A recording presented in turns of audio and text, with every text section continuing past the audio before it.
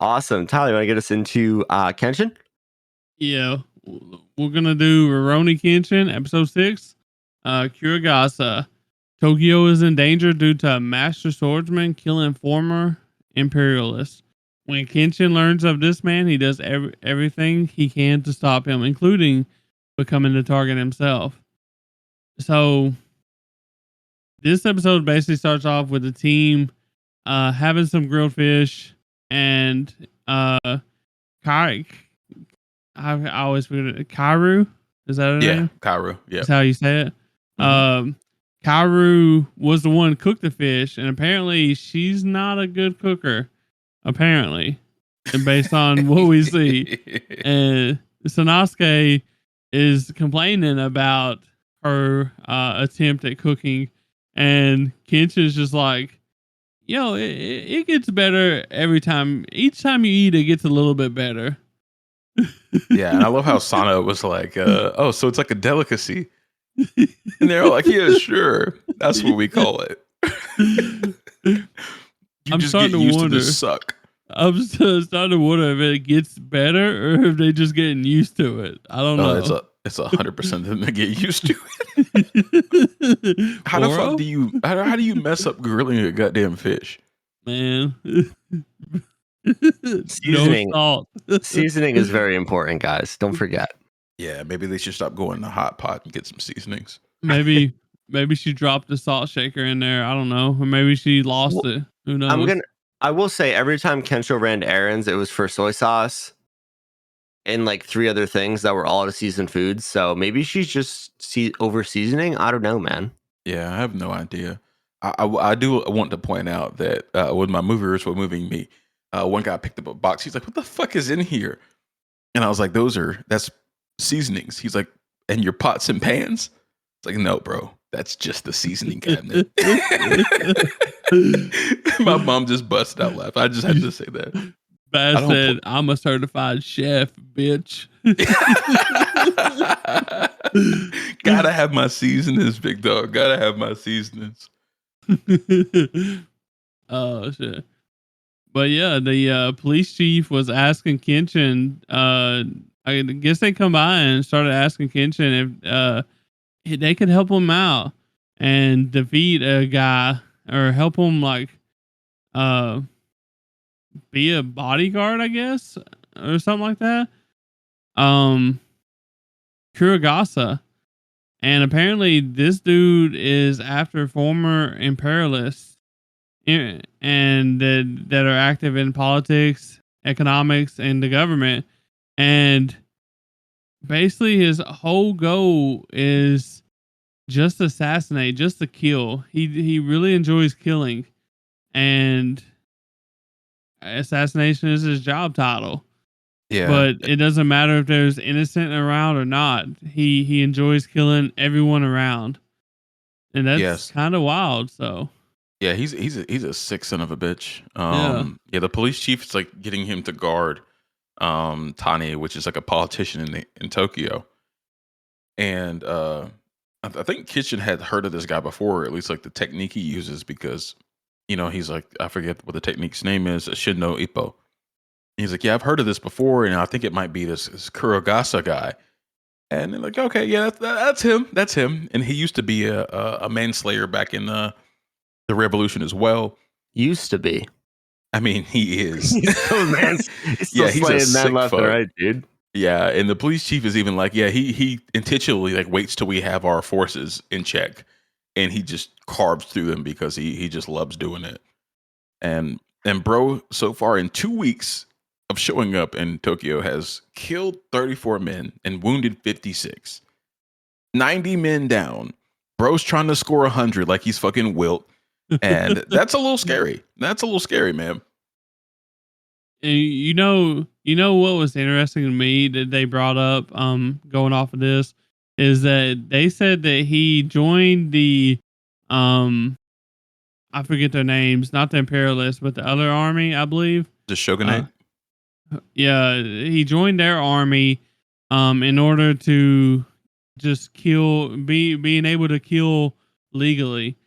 And he killed so many like innocent people or whatever that he got kicked out or he was going to be put on trial or whatever, and he run away.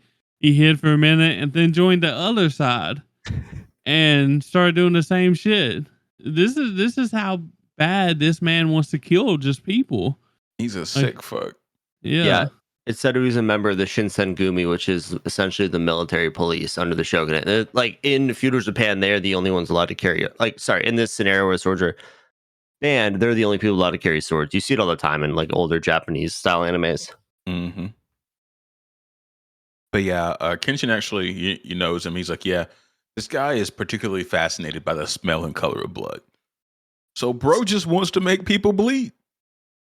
Like, Scary. it doesn't get more degenerate than that. Like, it's fucked up. And not our kind of degenerate. It's that other shit.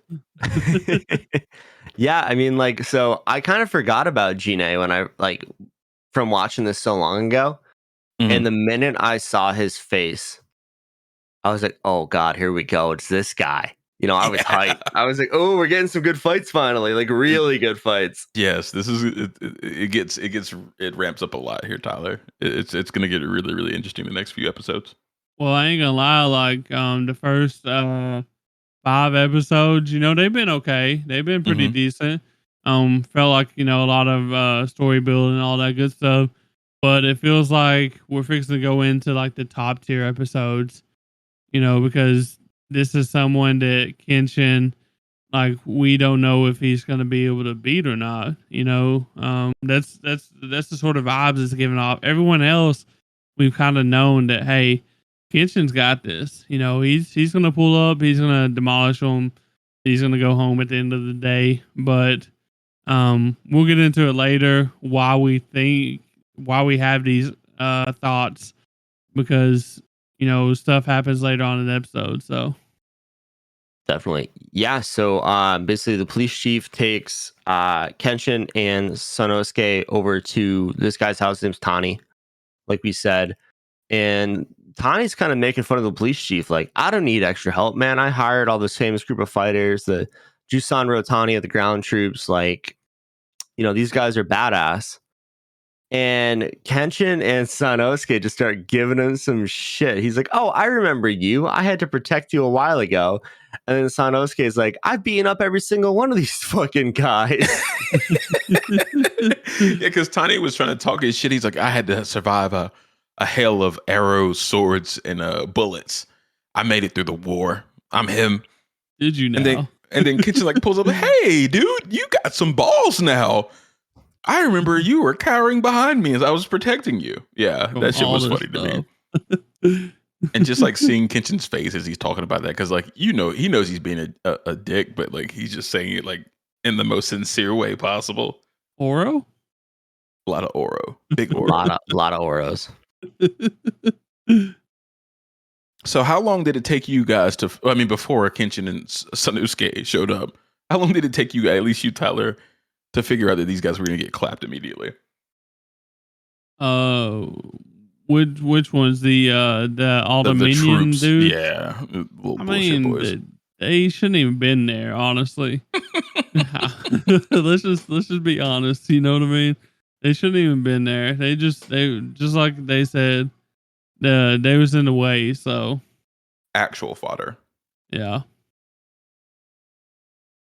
So before Kurogasa shows up, Jen, Sano is kind of asking Kenshin, like, you know, he was surprised he accepted this mission. Like, did you guys understand that conversation? I didn't really understand why he asked him that and why he thought that. Yeah, I think it has to do with something with Kenshin's character. I mean, you know, he's looking for the one or two people he can help, like the common man. They make a difference, but I think he accepted this mission just because he knows how much Jine or Kuragasa, whatever we're gonna call him, Mm-hmm. can be a menace. And like, he doesn't care if you're a civilian. He doesn't care if you're like a top dog. Like, he's just out there to kill. So I Right. think he knows that he has to put an end to this, and I think that's the reason he accepted it. You know. Okay. That makes sense. But yeah, before Kenshin can spill the beans about the Shin no Ippo, kind of that like paralyzation technique, Kuragasa / Jin shows up in the windowsill after taking out a couple of the guards in the courtyard and calls everybody daredevil insects. which I think is one of the most most disrespectful things you can call another man, especially people that are hired to kill you specifically. And starts counting them off. He says, 14, 15 insects. And I don't know about y'all, but if somebody calls me a fucking insect, I'm squaring up. Go fuck yourself, dude. And I'm a man just like you. I'm a grown ass man. Fuck you mean? And Yeah. and I get dropped by old boy over here, Kuragasa. Well, you gotta think that Kuragasa's next step was to use the Shinno Impo, which is basically just his fighting spirit being so dominating that it paralyzes you in fear and you can't move. So, like, at that point, you're not squaring up on shit. You're standing there, you're standing there pissing your pants, dude. If that even works, like, you're that scared. Nah, I ain't gonna be subject to that bullshit. I mean, you saw how Kenshin had to break out of it. He literally had to, like, flex up, and like get his fighting stance to break out of that, you know, the mesmerization of all that. Like, it's just terrifying. Oh, for sure. And then we got Tani like offering quintuple for Kurosaka's head, and I was like, bro, that's not gonna do anything. These guys aren't it. They're not him. You're gonna try though. You're just saying, hey, go throw yourself to the slaughter a little faster, man. Maybe you'll get lucky. And you will not get 4 lucky. gold coins instead of 1, please, sir, for your life. And you will not get lucky. You will be dead. Dan, I know you watched the original Rurouni Kenshin. Like, did you like Kurosaka's design? Yeah, I thought it got a little bit of an update. Yeah, I mean, everyone's got a little bit of an update. I thought they stayed true to it though, which is good. I liked that. Yes. You know, it's just he's still terrifying. So it's good to see that. But I thought they did a really good job with it. Yeah. Tyler, did you like the design as well? Yeah, he seemed scary and freaky, so I think that's what they was going for. I'm pretty sure. So true. Yeah, for sure. That's his whole angle there. Him being a manslayer, I should say. Kind of what I thought they did well was like in the original anime, he had more like of a boxy face. He looked like more like a normal person. And this one, they made his head very slender, and it just makes him look even more creepy because he has like no jawline. It's just coming straight down from this, the top of his head. And I thought that was a really cool detail. It made him look more menacing and more animalistic in a way. Yeah, I remember the old design had like you could see his cheeks, and now it's just like a box, you know. Mm-hmm. So I really like that little detail. I think a lot of the other characters look pretty much the same. You know, the animation's obviously a higher quality at this point. It's 2023, but yeah, they changed him a little bit, and I thought it was a good change. Yeah, I just looked up a picture of him, and that's quite a bit of a difference, honestly. Yeah, man. Okay. They kept the outfit, changed the face. But yeah, Kenshin knows he has to keep up his. I think he called it at the time was his sword aura, or I guess his fighting spirit is what he called it later, to continue fighting. And Sano actually broke free from the Shinno Ippo, and like he ends up saving Tani by smashing Jin's sword with a fucking statue. You know, our man's yoked. Yeah. And then Kenshin follows up with the goddamn dome shot. That shit hurt. And I thought it was a pretty cool sequence there. It happened quick. It was snappy. The choreography, I think, is a little bit better than it was in the original, where it was more like flashes, and we're kind of seeing some motion while they're fighting and actually hitting each other. But yeah, Kurogasa, they have a little exchange, and Kenshin gets cut, so we actually understand that Kurosaka is on Kenshin's level. This guy's a real threat. Kenshin hits him too, but it's an equal exchange, and Kenshin knows I have to be careful with this guy. But after that happens, Kurosaka actually says, I'm gonna change my turkey to you, Kenshin. I haven't had this much fun since the war, bro. I'm ready. And he said he better get a true sword before he returns. See, I didn't really get that because this man is telling Kenshin to get a true sword before he comes back to get him. But yet his true sword that he had got cut in half by broken half by old boy with a statue. So Who's Well, got the true sword? it's the fact that Kenshin has a reverse blade, so he doesn't have a true sword for fighting in that sense. Oh, Yeah. true. Which Okay. is why he just bruises the shit out of people and breaks their bones because he's hitting you with a freaking just a steel rod basically half the time. Exactly. Yeah, and So like, he, and when Kenshin hit him in the forehead, like he would have died if he had a real sword. And he's saying, "You're not going to be able to take half measures with me. Like you got to bring it all out. You know you can't defeat me if you don't go 100%." It makes me wonder if we're actually gonna see him have to do it. You know what I mean? nah, that ain't Kenshin. That ain't Kenshin. He's sore off of fighting, so unless it was to protect, so he's not. I feel like he's not going to get a real katana or anything like that. I mean, Yeah, technically, his can cut. You know, it's just the if backside he of uses it. the other side. Yeah, he's gonna Yeah. flip the blade around. Yeah. You got to think fighting with a sword backwards. I mean, if you think about it, the blade is going to be facing the wrong direction. You know what I'm saying? Like it's the top of it is sharpened, so it's got like the I don't know what you want to call it, the It's shaft. like a Or sickle type yeah, deal. Yeah. so like it's not as effective versus a normal sword. But yeah, so after that, Kuragasa basically flees and we go back to the dojo. But we don't go back to the dojo yet. Kenshin basically asks Sanosuke a favor to watch over the dojo. He's not coming back for a while because he doesn't want to put Kaoru and Yahiko in danger. So we get a scene at the dojo, and Kaoru is basically asleep. Like she's been up all night waiting for them. She's very worried, obviously. And she wakes up to find Sanosuke, and she's like, "Oh, where's Kenshin?" He's like, "Oh, he's not coming back for a while. Like he just want to put you guys in danger." And she kind of has this like panic attack because him being, Ronin, is he going to come back or is he going to go find a new path to walk? Because I mean, he's just a wandering swordsman. And she gets very worried about that, and she basically goes to look for Kenshin because she really just doesn't want him to leave. Like she's enjoyed having him around and everything else. I mean, there's, probably a little sparks in the air, if you know what I'm saying, even though Mm-hmm. he's 10 years older than her. Yeah, Pause. she was like she was like I don't want to be left alone again. So yeah, she's feeling it right now. She just doesn't want him to wander off after he does what he has to do. So we got a little sneak peek when Yahiko and Sana were talking.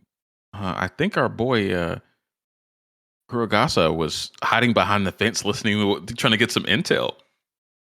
And she realizes that he realizes that they're going to be down by the river, the riverside, the riverbank, because that's kind of where it goes down for sword fighters, I suppose. The Bateau side, that's where they hang out. They go to the river to fight. It's out of the city, it's not going to put people in danger. I mean, that's why they went through it the first time. They didn't want to damage the dojo. So, Mm-hmm. And they but yeah, also said it's easy to escape if you're about to lose your life. You just jump in the river and go down the river. that's true. Yeah, so Kaoru kind of pulls up on Kenshin. It's like, yo, like, you really gonna leave me? And he was like, I don't fucking know what you talking about. I got bigger things to worry about right now, yo. You get off my jock. You know what I'm saying? I'll be back if I'm back, baby. Exactly. But yeah, they have that whole discussion, and Kaoru, to make sure that Kenshin comes back, gives Kenshin her indigo ribbon Her to favorite indigo ribbon. borrow, and says, "You better bring this back to me." So I mean, she's just she's solidifying her spot there. But of course, dumb move to make. Gina comes out of nowhere and just this player hating ass motherfucker, habitual line stepping ass motherfucker, bro. as soon as Kaoru says, "Okay, I'll go back to the dojo," this man comes flying down on a fucking paddle boat and Tane jakes her ass, bro. I thought that shit was so funny. Dude, that boat was going so fucking fast. Like, it looked like a remotely calm river, and all of a sudden the boat's going like 20 miles an hour. Dude, he was just moving, bro. I don't know. He wasn't paddling. He was standing up on it. I was so confused, bro. Got some momentum on that shit. Oh, boy. But But yeah, I think we got a candidate for player hater of the year right here. He couldn't let him have the moment, bro. I'm loving the energy though. I'm really loving it. but yeah, on his way out, he throws basically the assassination documentation, or whatever we're gonna call it, to Kenshin, and it tells him where he's gonna be. And Kenshin is looking fucking something else right now at the end of this episode. He's looking fierce. He's in full on demon mode. So I'm really excited for the next episode because I think we're gonna be getting some really good sword fights. Yeah, and another thing that I would like to bring up, what I was talking about earlier, is that one of the reasons why I think it's kind of iffy for Kenshin right now is he brought up the fact that, you know, if Kaoru was there and he was having to like worry about her and try to protect her, there's no way he could beat Jinne. So because he's gonna have to go 100%, and he can't go 100% if he's trying to protect someone else. Did you just say So, Jenna? yeah. Like, Yeah, I like did that on purpose too. is Tom Hanks showing up to this fight? I did that on hope purpose so. too. It's just gonna be running. Every time I've said Kurogasa, but I was like, I'm gonna say Jinne. But yeah, I think it's a good point, Tyler. Yeah, Kenshin thinks he's got to go all out. He and Jin is like trying to make him go back to his old ways, and it looks like he's succeeding because like Kenshin was like, "You bastard." We don't really see Kenshin get like too riled up or cuss or anything like that. So like he had that look in his eyes, like he was ready to kill that motherfucker. Yeah. Don't be messing with his girl like that. Definitely. Bro doesn't play by his. Well, I guess we're gonna find out next week, buddies. Next episode of Dragon Ball Z. I'm excited. We need more announcers like that, dude. Just saying. Awesome. You guys ready to get into 1072? Show me something.